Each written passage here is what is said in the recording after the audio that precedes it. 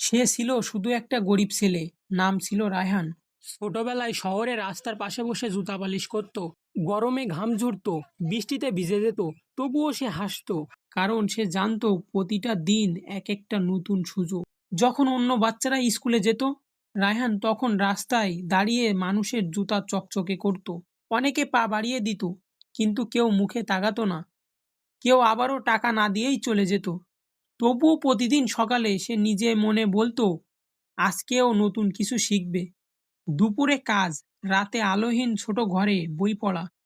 একটা পুরনো বই থেকে সে পড়েছিল একদিন, যে আলো খুঁজে পায় না, সে নিজে আলো হতে শিখে। সেই লাইনটাই সেই লাইনটাই তারপর থেকে তার জীবনের পথ চিহ্ন হয়ে গেল। বছর কেটে গেল, রায়ান একটু একটু করে টাকা জমাতে লাগলো। একদিন নিজের হাতে একটা ছোট দোকান ভাড়া নিল। নাম রাখলো রায়ানের জুতা ঘর। লোকজন হাসলো, ঠাট্টা করলো, এই দোকান নিয়ে তুই বড় হবি। কিন্তু রায়ান শুধু হাসলো আর বলল, দরজাটা ছোট, কিন্তু স্বপ্নটাও অনেক বড়। প্রতিদিন সে দোকানে নিজের হাতে জুতা বানাতো। প্রতিটি সেলাইয়ের মধ্যে ছিল ঘাম, পরিশ্রম আর ভালোবাসা। দিন গড়িয়ে মাস, মাস গড়িয়ে বছর।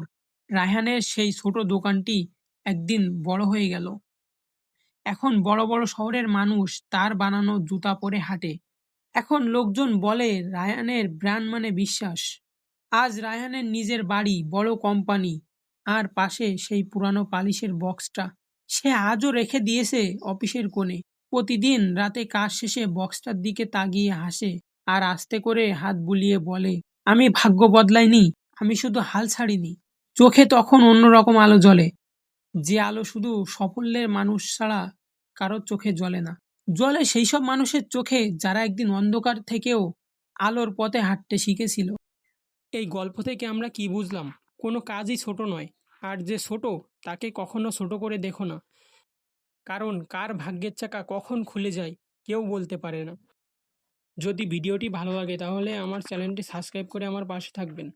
পরবর্তীতে এর থেকে সুন্দর ভিডিও আপলোড দেব এবং নোটিফিকেশান পাওয়ার সাথে সাথে আপনারা বুঝতে পারবেন। ধন্যবাদ।